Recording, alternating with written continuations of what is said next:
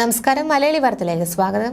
വധശിക്ഷയ്ക്ക് വിധിക്കപ്പെട്ട യമനിൽ കഴിയുന്ന നിമിഷപ്രിയയുടെ മോചനത്തിനായി ഡൽഹി കേന്ദ്രമായി പ്രവർത്തിക്കുന്ന കൂട്ടമ്മ വ്യാജ അക്കൗണ്ടിലേക്ക് പണം സ്വരൂപിക്കുന്നതായി പരാതി. ഡൽഹി കേന്ദ്രമായി പ്രവർത്തിക്കുന്ന DMC കൂട്ടായ്മയാണ് ഇതിന് പിന്നിലെന്ന് save Nimisha Priya international action council ഭാരവാഹികൾ അറിയിച്ചു. ഇവർ പണം ആവശ്യപ്പെടുന്ന അഭ്യർത്ഥന വിവിധ സമൂഹ മാധ്യമങ്ങളിൽ പ്രചരിക്കുകയാണെന്നും ഭാരവാഹികൾ അറിയിച്ചു. യമനിൽ ആക്ഷൻ കൗൺസിലിലെ സഹായിയായ സാമുൽ ജെറോം ആവശ്യപ്പെട്ട പ്രകാരം പ്രാരംഭ ചർച്ചകൾക്കുള്ള ചിലവായ 45,000 അമേരിക്കൻ ഡോളർ, അതായത് 38 ലക്ഷം ഇന്ത്യൻ രൂപ സേവ് നിമിഷപ്രിയ ഇന്റർനാഷണൽ ആക്ഷൻ കൗൺസിലിലെ അക്കൗണ്ടിലൂടെ സമാഹരിക്കാൻ കഴിഞ്ഞ ദിവസം ചേർന്ന ആക്ഷൻ കൗൺസിൽ യോഗം തീരുമാനിച്ചിരുന്നു. ഇത് മുന്നിൽ കണ്ട് അനധികൃത പണപ്പിരിവ് നടത്തുന്നതിൽ നിന്ന് സംഘടനകളും വ്യക്തികളും പിന്മാറണമെന്ന് ആക്ഷൻ കൗൺസിൽ അഭ്യർത്ഥിച്ചു. അല്ലാത്ത പക്ഷം നിയമ നടപടി ഉൾപ്പെടെ സ്വീകരിക്കുമെന്നും ഭാരവാഹികൾ അറിയിച്ചു. ആക്ഷൻ കൗൺസിലിലെ ഔദ്യോഗിക അക്കൗണ്ടിലല്ലാതെ അയക്കുന്ന സംഭാവനകൾ സംബന്ധിച്ച പരാതികൾക്ക് സംഘടന ഉത്തരവാദികളല്ലെന്നും വ്യക്തമാക്കി. നെന്മാറ MLA K ബാബു, കൗൺസിലിലെ മുതിർന്ന അംഗം മൂസ, കൗൺസിൽ ട്രഷറർ കുഞ്ഞഹമ്മദ് കൂരാച്ചുണ്ട് എന്നിവരുടെ പേരിൽ സ്റ്റേറ്റ് ബാങ്ക് ഓഫ് ഇന്ത്യയിൽ ജോയിന്റ് അക്കൗണ്ടായാണ് ആരംഭിച്ചിരിക്കുന്നത്. പാലക്കാട് കൊല്ലങ്കോട് സ്വദേശിയായ നിമിഷപ്രിയ യമനിൽ നഴ്സായി ജോലി ചെയ്തു വരികയായിരുന്നു.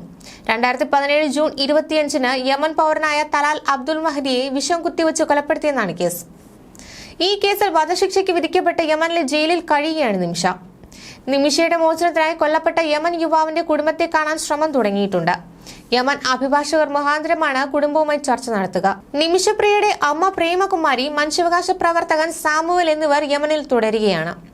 അഭിഭാഷകനെ നിയോഗിക്കുന്നതടക്കമുള്ള ചെലവുകൾക്കായി 50 ലക്ഷം രൂപ സമാഹരിക്കാൻ ഞായറാഴ്ച ചേർന്ന save Nimisha Priya international action council യോഗം തീരുമാനിക്കുകയായിരുന്നു. പൊതുജനങ്ങളിൽ നിന്ന് സമാഹരിക്കാതെ ആക്ഷൻ കൗൺസിൽ തന്നെ ഈ തുക കണ്ടെത്തും. ഇതിനായി പലരുമായി ചർച്ച നടത്തുകയും മോചനത്തിനായി ഗ്യാരണ്ടി സർട്ടിഫിക്കറ്റ് ഹാജരാക്കുന്നതിന് സാമ്പത്തികമായും ഉന്നത തലങ്ങളിലുള്ളവരുമായും സംസാരിച്ചിട്ടുണ്ട്. മോചന ശ്രമത്തിന്റെ ഭാഗമായി നിമിഷപ്രിയയുടെ അമ്മ പ്രേമകുമാരി യമനിലെ ജനങ്ങളോടും കൊല്ലപ്പെട്ട യമൻ പൗരന്റെ കുടുംബത്തോടും മാപ്പ് അപേക്ഷിക്കുന്ന വീഡിയോ ചിത്രീകരിച്ച് അവിടുത്തെ മാധ്യമങ്ങൾക്ക് കൈമാറാനും തീരുമാനിച്ചിരുന്നു. യമൻ സ്വദേശിയെ കൊലപ്പെടുത്തി മൃതദേഹം വീടിനുള്ളിലെ ജലസംഭരണിയിൽ ഒളിപ്പിച്ചെന്ന കേസിലാണ് നിമിഷയെ വധശിക്ഷയ്ക്ക് വിധിച്ചത്.